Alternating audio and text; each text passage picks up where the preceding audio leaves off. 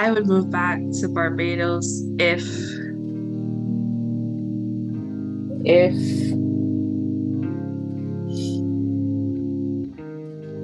I would move back to Barbados if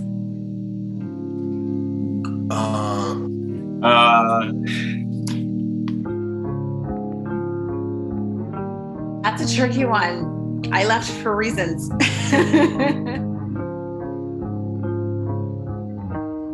Since 1960, birth and fertility rates in Barbados have consistently fallen. We're not even producing enough people to replace our population. By the year 2035, in less than 15 years, our workforce cannot sustain our quality of life, the stability of our revenue, the stability of our society, the stability of our social security system.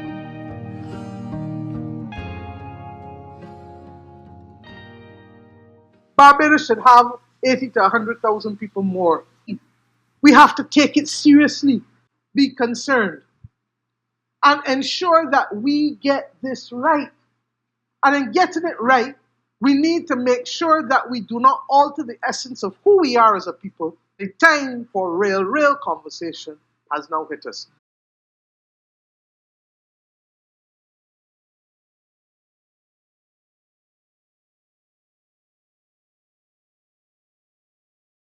The plane was leaving tomorrow. I would move back to Barbados in a heartbeat. Barbados is such a beautiful place. Whenever we're traveling and somebody says, "Oh, where are you from?" I'm from Barbados. Instantly, I can't imagine saying that the U.S. is my home.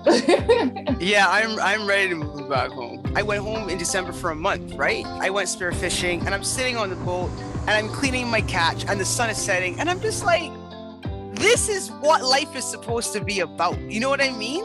The island is life. It's like rejuvenation. Like there's nothing like that. New York is an incredible place to live, but it's not the kind of place where you want to grow old. London, you're not going to get more city than London. More bustle, more people. But the truth is, I'm a country girl at heart. And after a while, the city wears you down, you know? I see myself growing old there. I don't see myself growing old anywhere else. I miss my beaches, I miss Bajan food, I miss breadfruit, I miss my neighbors, you know, but I think it will only happen when I'm much older. I can see myself retiring part Barbados and part here. I can see us moving back in the future to retire 20, 25 years, 30 years for sure.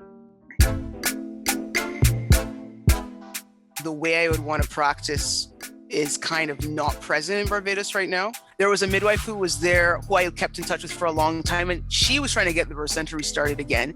And she got totally frustrated by the slowness of, you know, the bureaucracy and the policy and the lack of support. Even if people try to go back home, it drives them away again at some other point.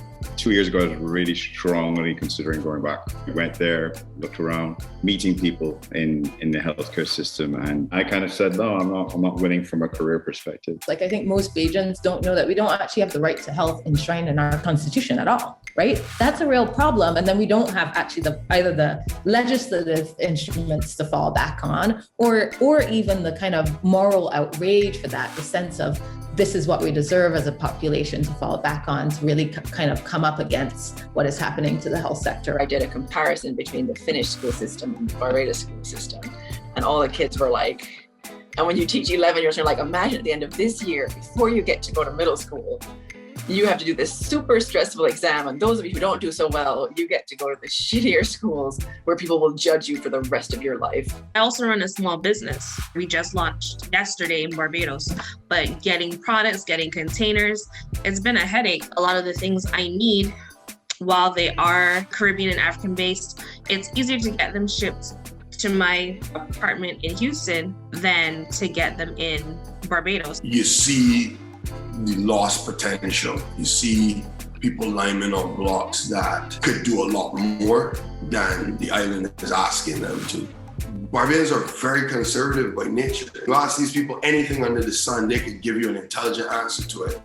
But if a process exists that they've already followed, getting them to change that we've done it this way, so we can't do it another way. I feel as though there's generational issues that need to be resolved as it relates to innovation and progress. The only thing I want to do is teach. And teaching here is good. It would be really hard having started teaching in Finland to then deal with the school system in Barbados. I just think that opportunity is what protects my Canadian existence. There's so much more opportunity here. Like we did Kevin Hart's wedding, Kentucky Derby, we did the Met Gala. Nobody in Barbados can really offer me that. Remember, everything that we do overseas, we lose our parents' names. We lose all that stuff. When you go back to Canada, you're just another person with a social insurance number. Because of the hustle that we've had to undertake overseas to get where we are, it's hard to give that up. When I uprooted from Barbados to come here, it was harder than I would have originally expected. The intention was not to come here and stay. The intention was to come here and move on. But I'm comfortable, so comfortable that I am not ready to uproot and start again. If I was going to move, I think I would have moved already.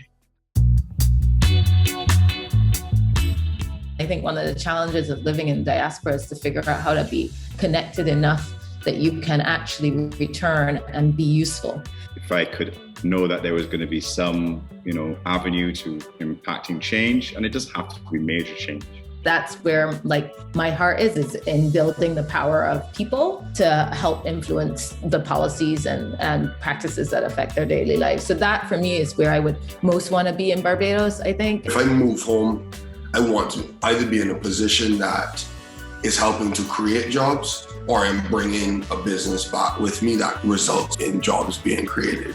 Our outside knowledge is only so useful, everything is contextual, right? It has to fit there. And so I'm really aware now that I'm out of touch in many ways, and that going home would involve becoming a student again in my own culture, in my own home. Some of the most talented people in the world right now are out to the Caribbean, and there's no way that you can tell me it only exists in music and sports. I feel as though the Caribbean needs a renaissance where we sort of have more pride in the things that we do, the things that we produce. The Caribbean diaspora has been given the opportunity to express itself.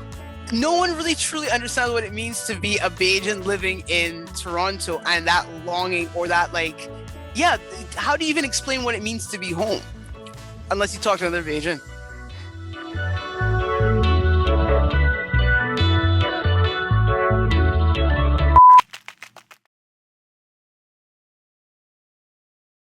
Tell me one Bajan word or phrase that makes you smile. Cat spraddle. Cat spraddle. Brought up, see? Daffalikia. Cobbler. Cobbler. Wangote. I was going through in my head what people might answer this question with. That was not. I was expecting a lot of Russells, to be honest.